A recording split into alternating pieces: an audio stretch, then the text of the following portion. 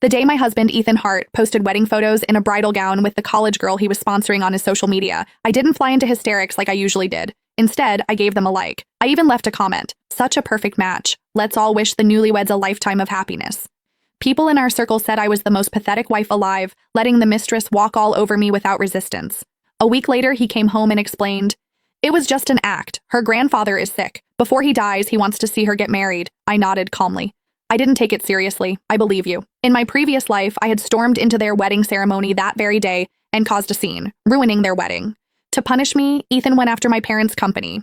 He drove them into bankruptcy and forced them to jump to their deaths, and I was sent to a mental hospital by that woman, tortured, until I truly went insane. So in this life, reborn with everything laid bare, I no longer crave his love. All I want is his money. Every time he cheats, I transfer a portion of the assets under his name. 3 chances remain. After that, he will have nothing left. I believe you. I looked at Ethan Hart, my tone steady and calm. He studied my face carefully. When he saw no sign of anger, the deep crease between his brows finally eased. Smiling, he pulled me into his arms. "Celia, I'm glad you understand. Sophie is just playful by nature, and with her grandfather gravely ill, I really had no choice." I leaned obediently against his chest, but inside, I sneered.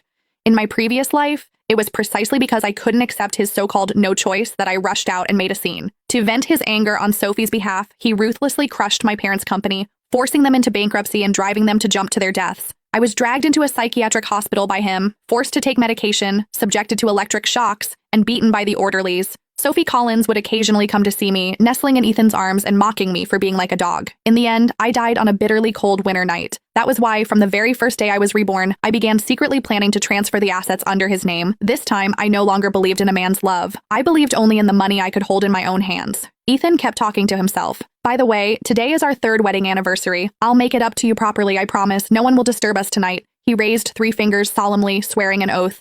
I nodded and replied sweetly, "All right, whatever you say." Seeing how agreeable I was, Ethan's mood lifted immediately. Over the next few hours, he busied himself with preparations. From the balcony, I heard him on the phone, his voice deliberately lowered. "The best table in the restaurant. Yes, the one with a full view of the city lights. Is the fireworks display ready? It has to be grand. It's a surprise for her." Watching his bustling figure, I felt momentarily dazed.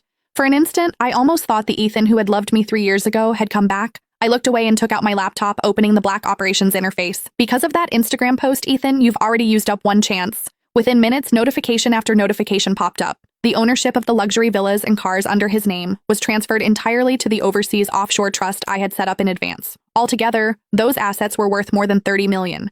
I lifted the cup of coffee on the table, already stone cold, and took a sip. The bitterness spread across my tongue, yet it made me feel more clear-headed.